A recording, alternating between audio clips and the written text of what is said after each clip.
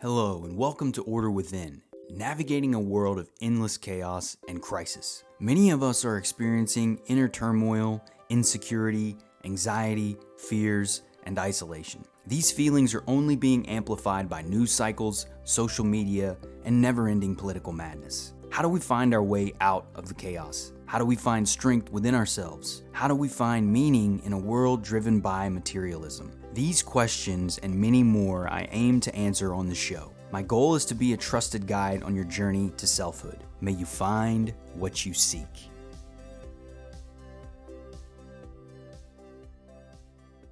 Welcome back, everyone.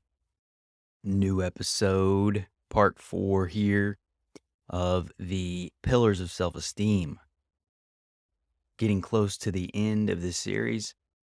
It's been great learning and refreshing around Nathaniel Branden and the work that he's done.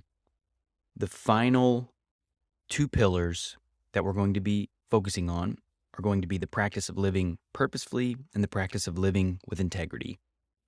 That's going to be summarizing and finalizing these last 2 pillars of the 6 pillars, and then we'll have one final part to bring it all together, looking at the holistic approach that Nathaniel Branden offers with his work.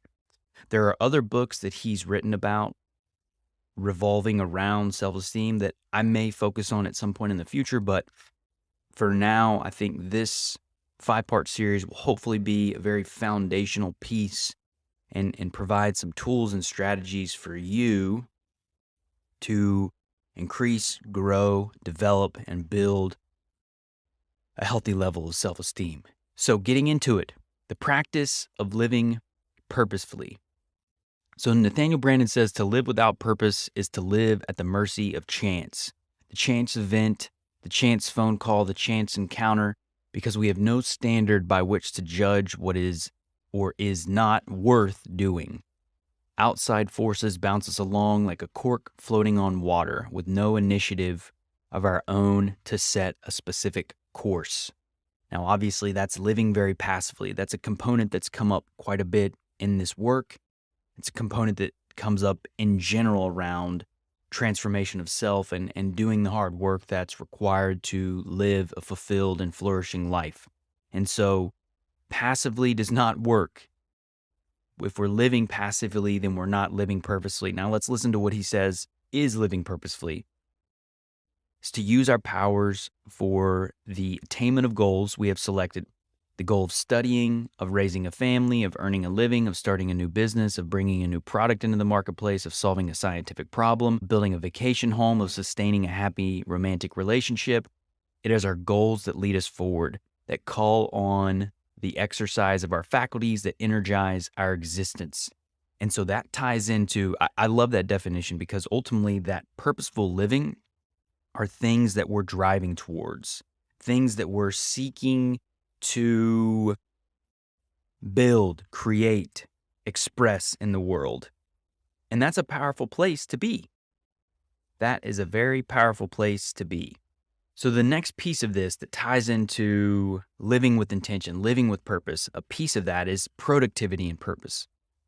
So living purposefully is, among other things, living productively. So effectively, we have to create for ourselves. We have to provide for ourselves. We have to support ourselves. And doing that, the support of ourselves, of our family, of our partners, whatever it may be, being self-responsible is purposeful. The act of being responsible and caring for ourselves is a purpose in and of itself.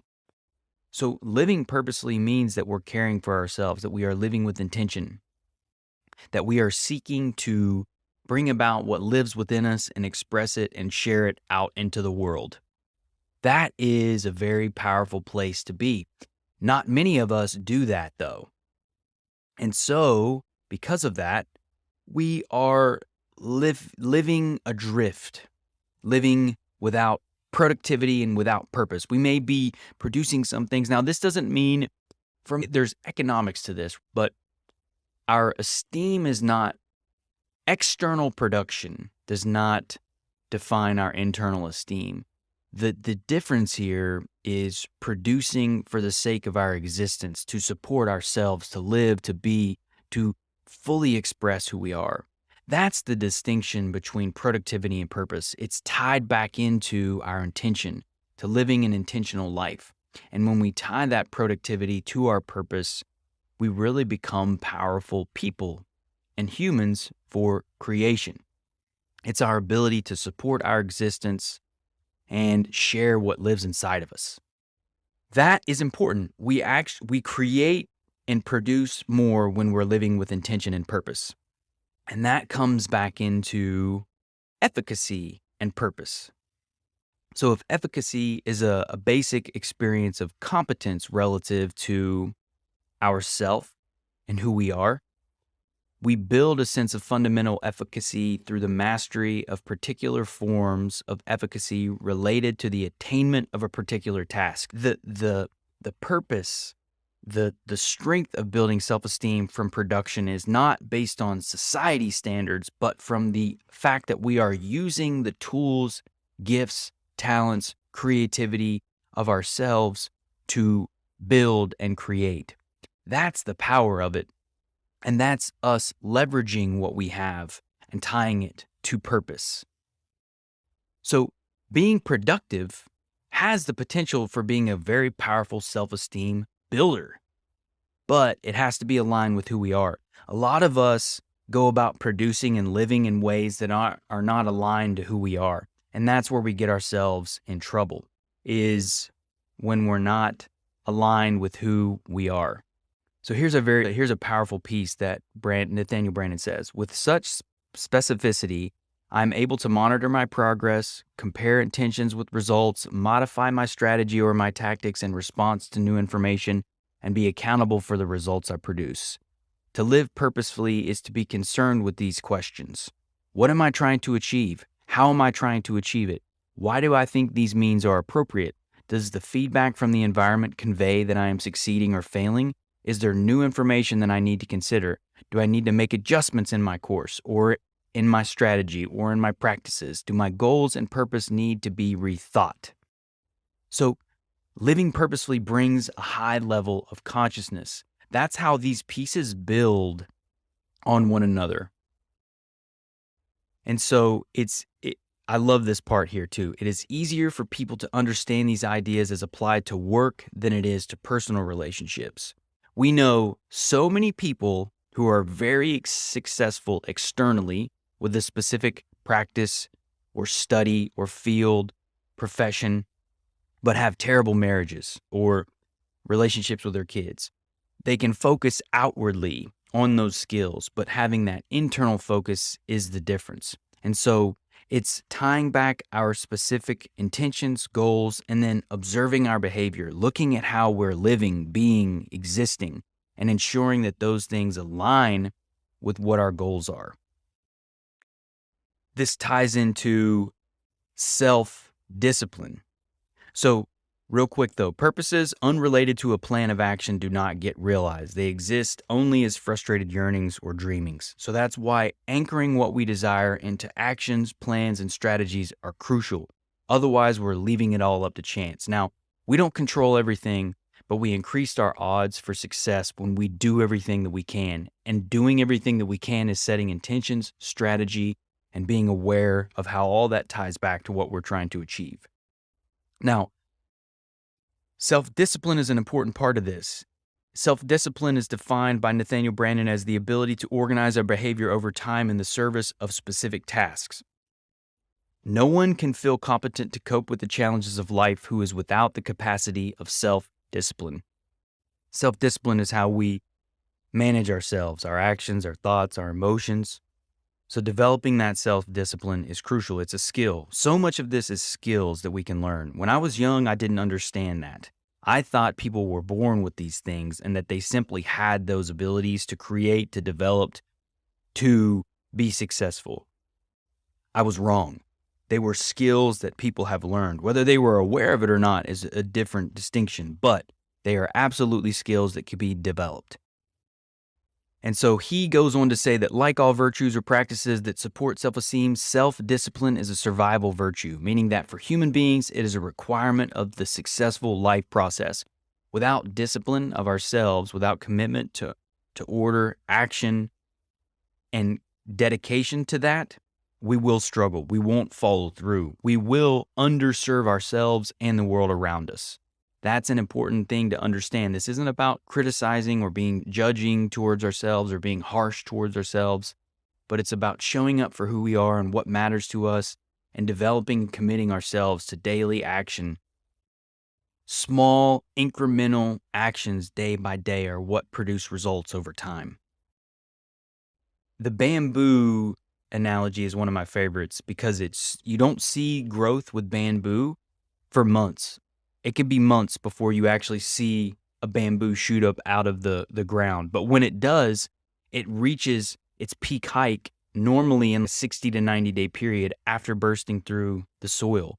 But what happens is underneath the soil is all this momentum and energy is building and growing, and then boom, you see the outcome.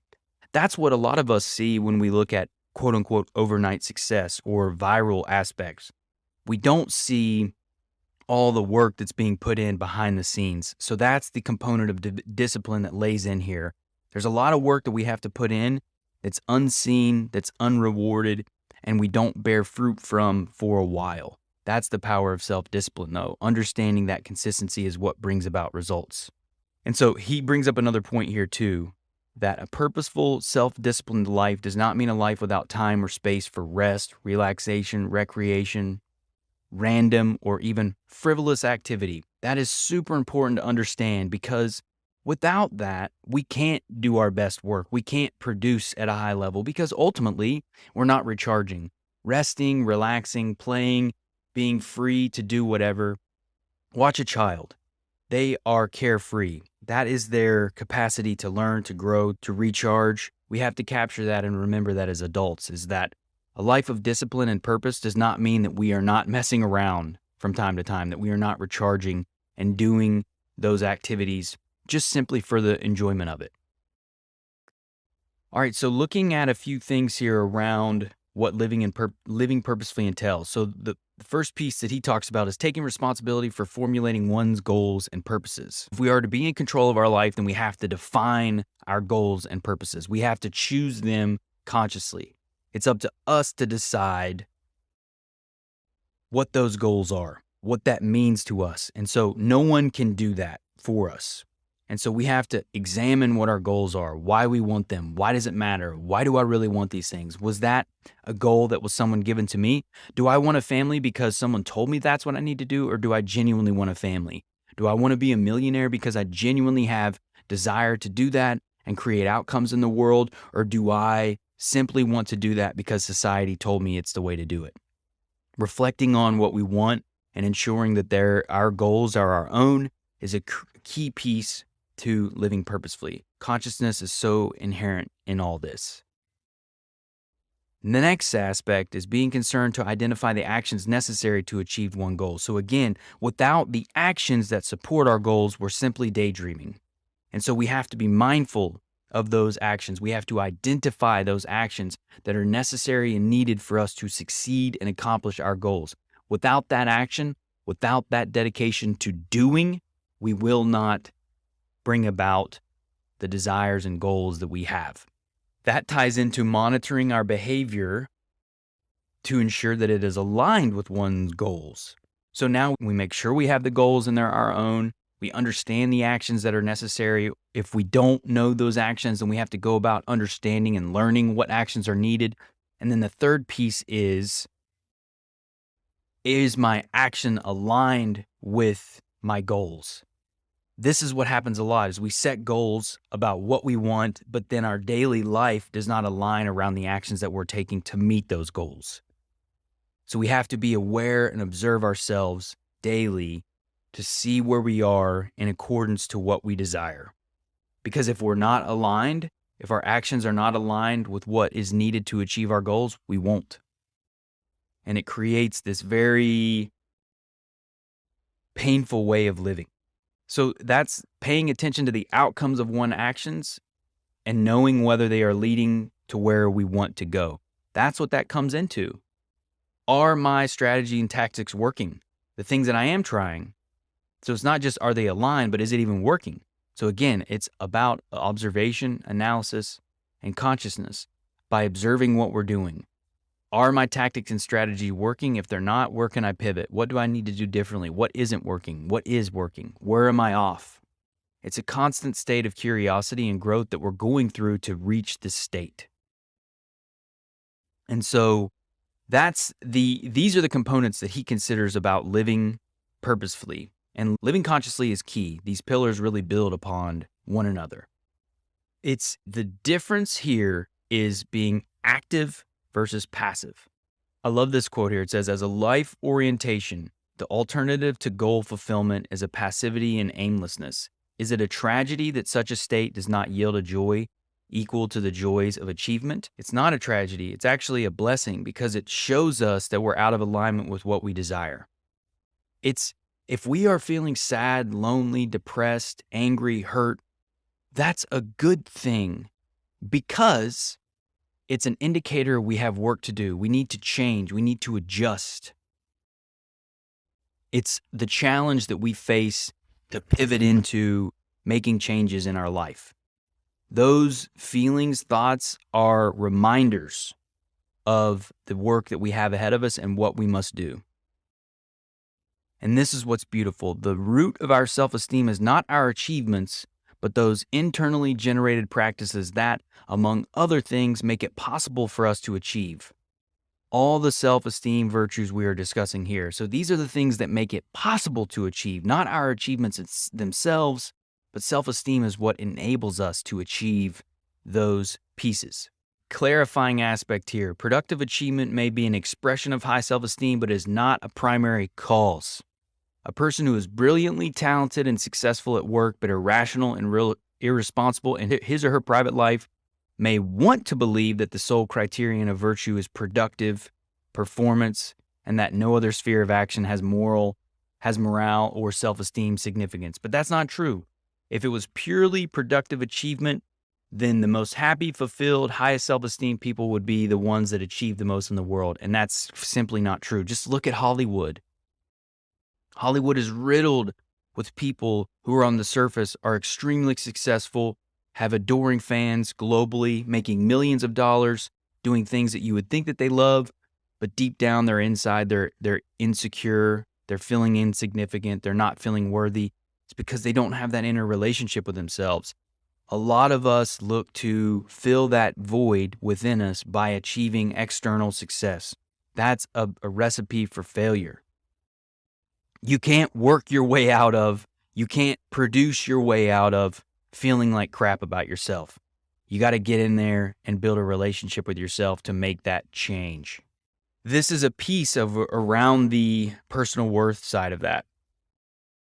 And so when we look at a question of whether self-esteem is involved or not, the question to ask is this matter within my direct volitional control, or is it at least linked by a direct line of causality to matters within my direct volitional control? If it isn't, it is irrelevant to self-esteem. Self-esteem should be perceived to be, however painful or even devastating the problem may be, on other grounds. If we don't have direct control over it in sense of choice and free will, or at least linked to that, it's most likely not connected to self-esteem and is out of that power. Self-esteem is built around things that we can control. That's where it begins and that's where it ends. That's the power of it, but that's also the fear of it, is it's within our realm of control. So if our aim is self-expression rather than self-justification, the balance tends to come more naturally. We will still need to think about its daily implementation, but the anxiety of wounded self-esteem will not make the task nearly impossible. So that's if we're out trying to prove ourselves. So many people are out trying to prove themselves. I myself have done this so many times. I still am working through these things, trying to prove my worth. That's not how we achieve self-esteem. It's our self-expression of who we truly are, as opposed to the justification of our abilities.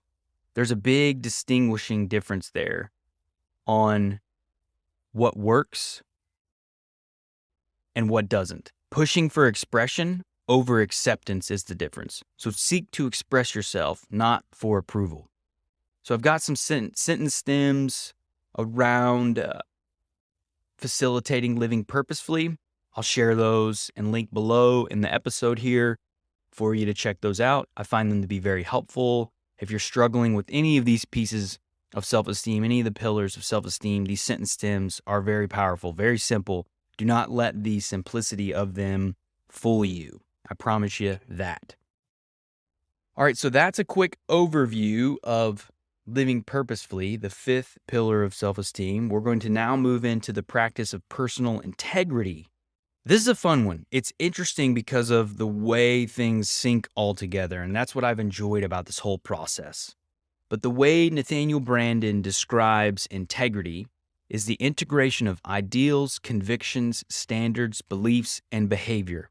When our behavior is congruent with our professed values, when ideals and practice match, we have integrity.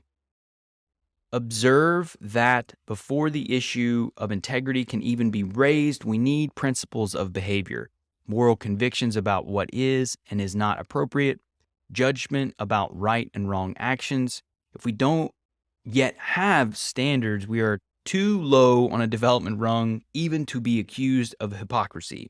So the beginning of integrity starts with those ideals, convictions, standards, and beliefs and behavior. It's a system of operating that we define. If we don't have that yet, then we have to work towards defining that.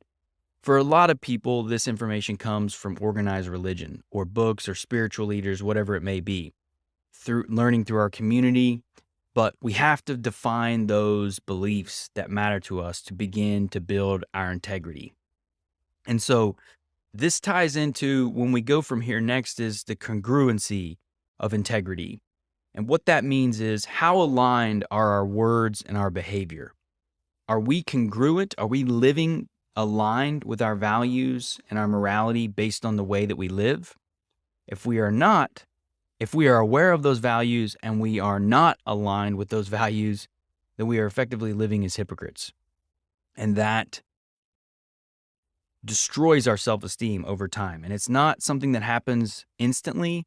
It's the small deaths by 1,000 cuts that get us into trouble in these scenarios.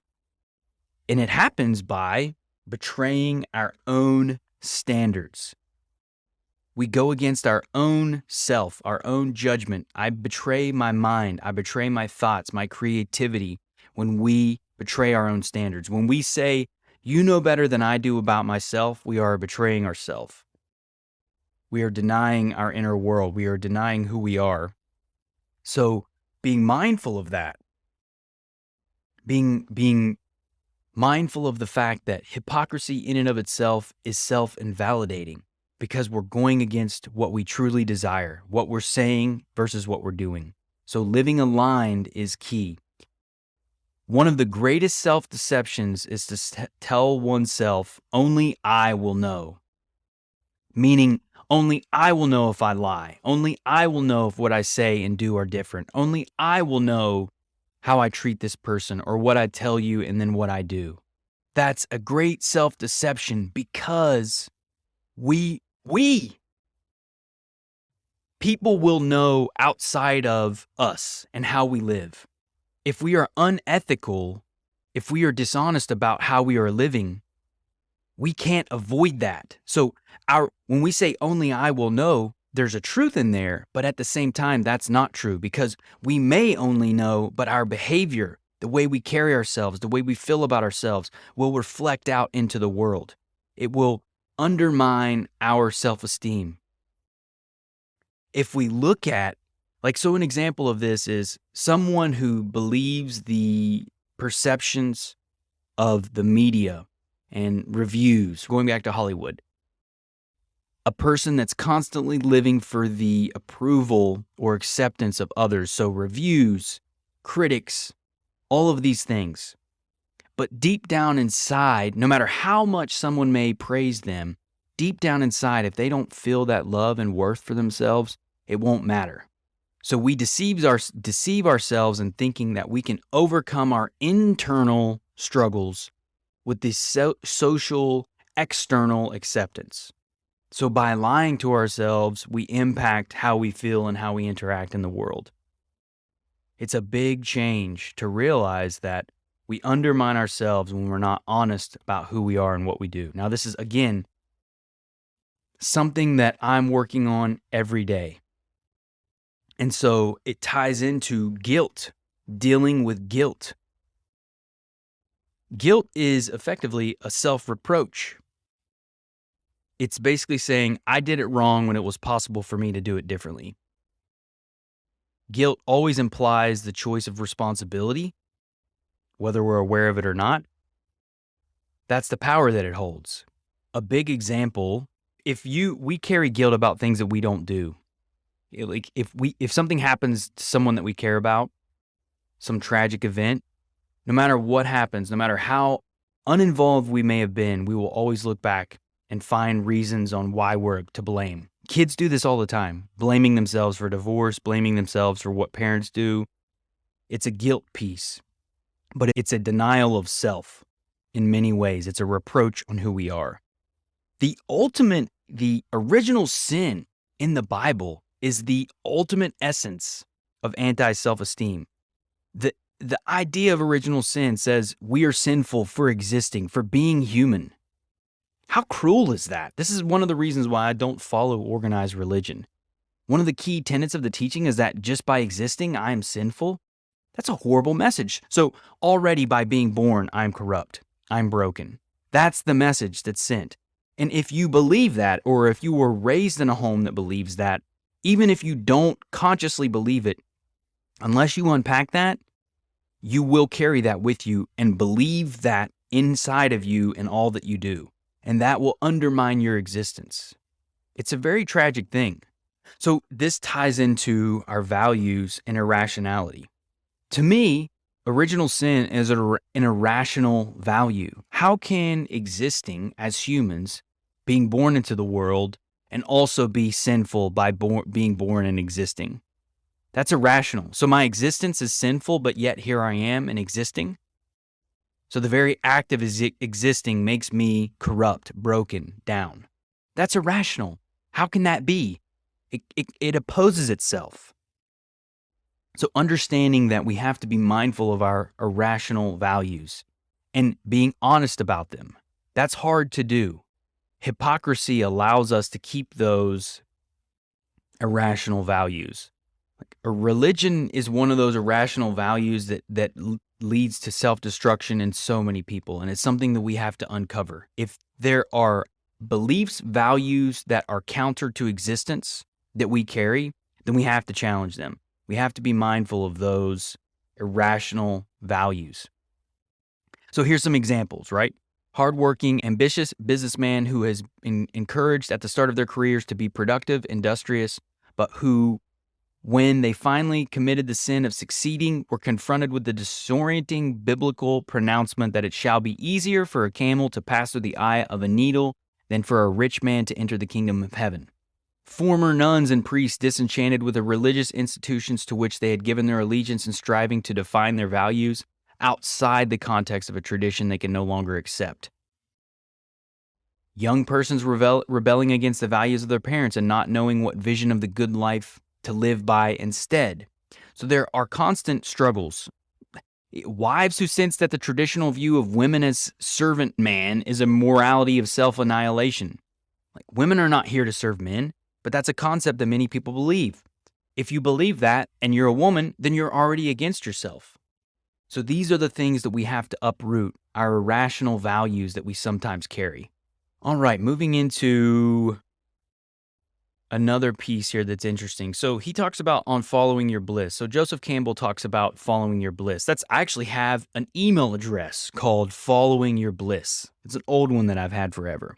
When I was young, I thought that was the key to success. I realized I was wrong. It is, in a sense.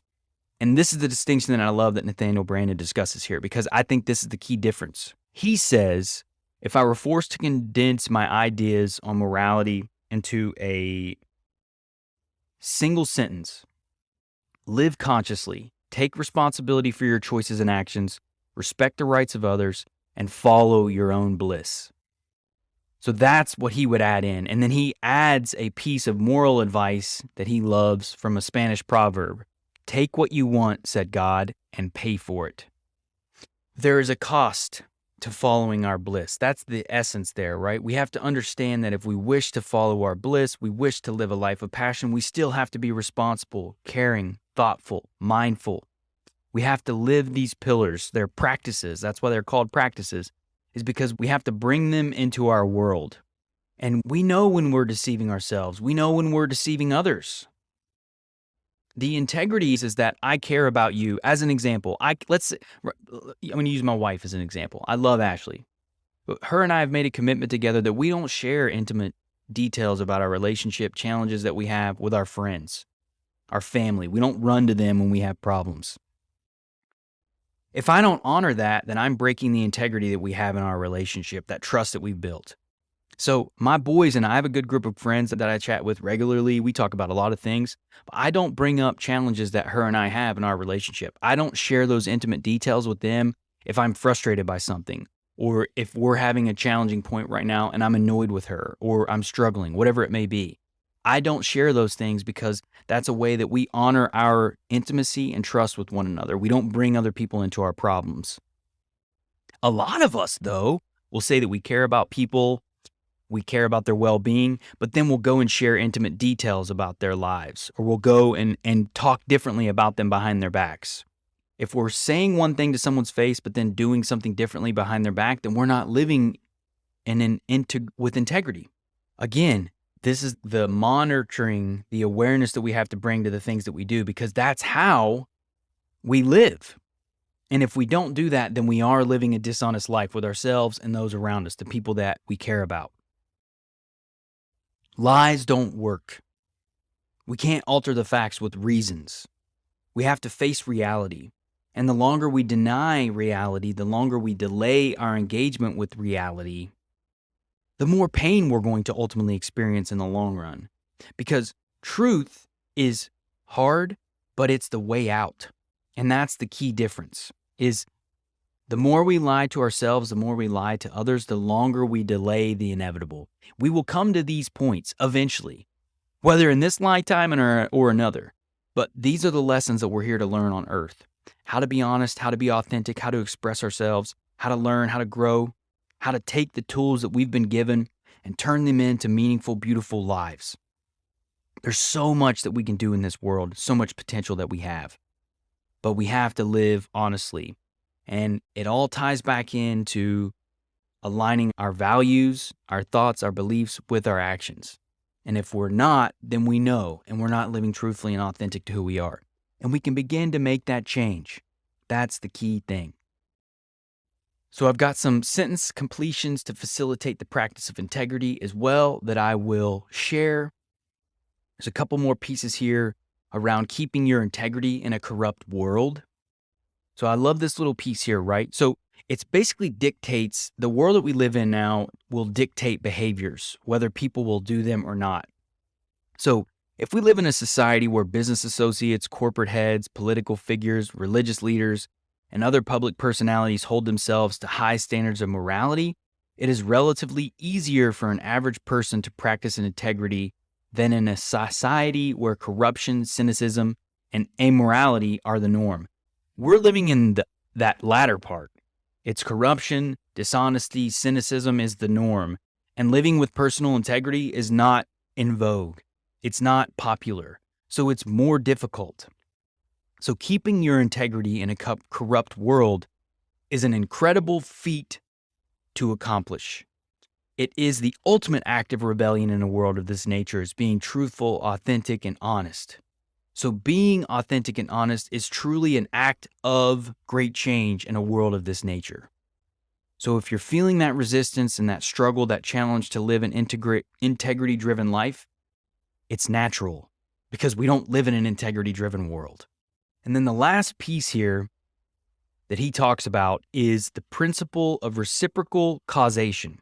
What that means is our behaviors build on one another. So he says, By this, behaviors that generate good self-esteem are also expressions of good self-esteem. Living consciously is both a cause and effect of self-efficacy and self-respect, and so is self-acceptance, self-responsibility, and all the other practices I describe.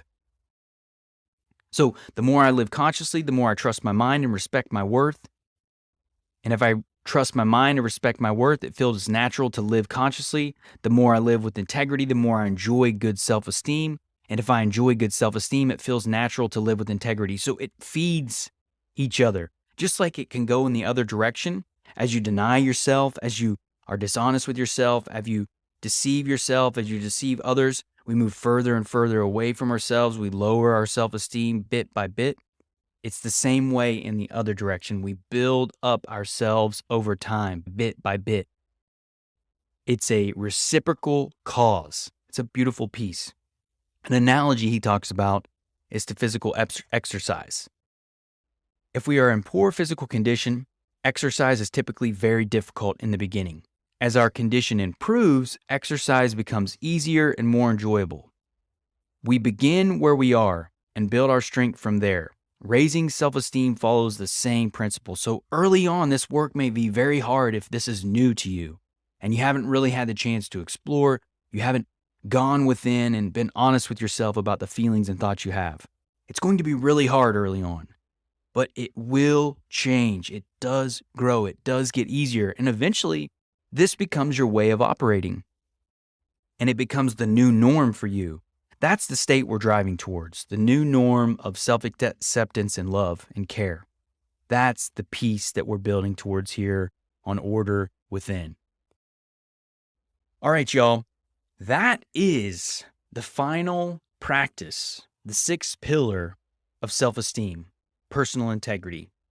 I'm excited to close out the final part of this series next week. We'll do a high-level overview and talk about external factors and how they impact our self-esteem. We'll do a little bit of an overview of kind of the whole picture here to close us out. And then moving into new episodes outside of self-esteem in the week to follow. I've got a couple of ideas that I'm marinating on. I'm not quite yet sure of what we'll be discussing, but I'm excited about it nonetheless. I'm also experimenting with daily posting on my Substack. I'm not going to be blowing up my readers via their email, but I will be posting daily. If you want to check that out, you can just go ahead and join my Substack to gain access to that. I'm growing the value on that community by the day, adding in podcast transcripts, adding in exercises that you can do, looking at additional content that doesn't exist anywhere else. And over time, I'm going to eventually build off some premium components of that to make that really valuable for people that want to help support the work that we're doing here and hopefully are finding value in what we're doing. So with that being said, y'all, until next time. Thank you for listening to Order Within. If you found the episode helpful, please consider sharing, rating, and subscribing. New episodes will be released every Thursday at 11 a.m. Eastern Standard Time. Until next time, y'all.